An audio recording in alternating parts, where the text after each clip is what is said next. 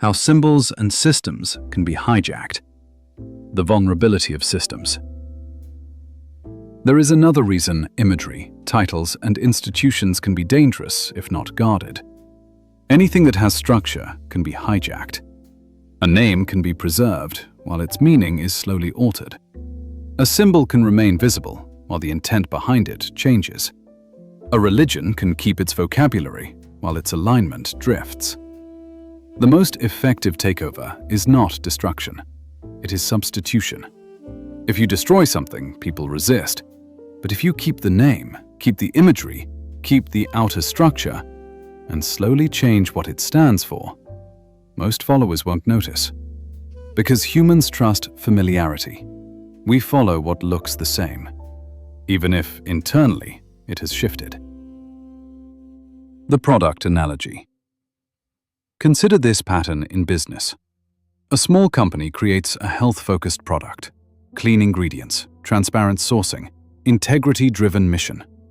People support it because they trust its values. It grows. Eventually, a large corporation buys it, but they keep the name, they keep the packaging, they keep the branding. On the shelf, it looks identical.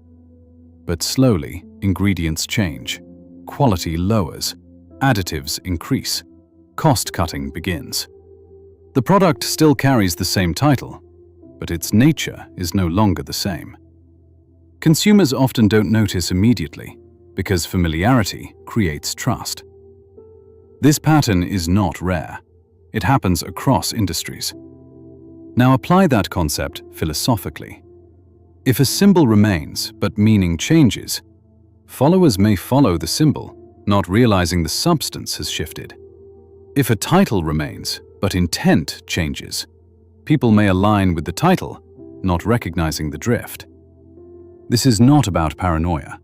It is about awareness. The danger is not structure itself. The danger is unexamined loyalty to structure. Spiritual implication. If Yahuwah is the ground of being, alignment requires clarity. If symbols, titles, or institutions become subtly misaligned and people follow them unquestioningly, then the misalignment spreads, not through rebellion, but through familiarity. And perhaps this is why simplicity was emphasized, because the simpler the alignment, the harder it is to hijack. The more layers added, the more points of vulnerability. This does not mean reject everything. It means examine everything. Because if the infinite cannot be contained, then it certainly cannot be owned. And anything that claims ownership should be approached carefully. False teachers, authority, and the hijacking of trust. If symbols can be hijacked, if titles can drift, if institutions can slowly change while appearing the same, then the next question is unavoidable. How does that happen? Who drives that shift? And why do people follow it? The nature of authority. Humans are wired for authority structures. From childhood, we look for guidance. Parents, teachers, leaders, experts. Authority simplifies complexity. Instead of researching everything ourselves, we trust someone who appears confident, articulate, knowledgeable. This is not weakness, it is efficiency. But authority becomes dangerous when it is unexamined. What is a false teacher? A false teacher is not simply someone who is wrong. Everyone is wrong sometimes.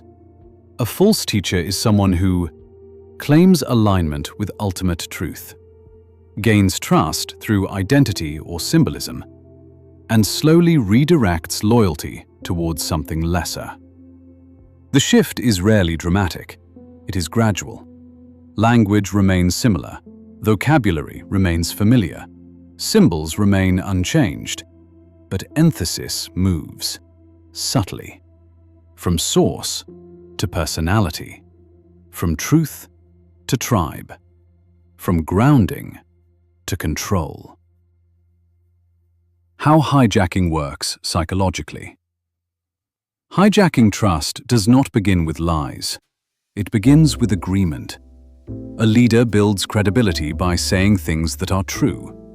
Then, once trust stabilizes, they introduce distortion. Small shifts, selective emphasis, omissions, emotional framing. Over time, followers internalize not just the message, but the messenger. Identity fuses with allegiance. Now criticism feels like betrayal, and examination feels like rebellion. This is how drift spreads. Not through force, through loyalty. Why this is easier in religious and contexts. When ultimate meaning is involved, emotions intensify. Salvation, identity, community, belonging, purpose. These are powerful motivators. If someone claims to speak on behalf of the infinite, questioning them feels dangerous, so followers suspend scrutiny. But if Yahuwah is the ground of being, then no human can monopolize him. No personality owns the infinite.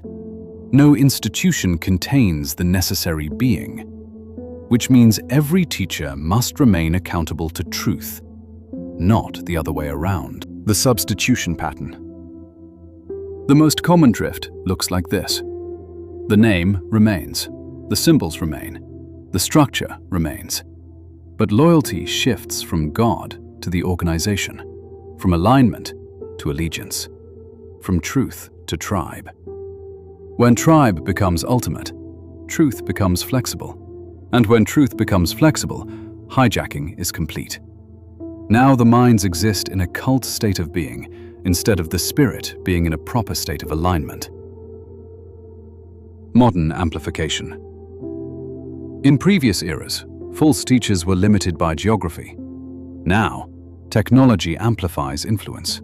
Charisma scales, emotion scales, outrage scales, identity scales.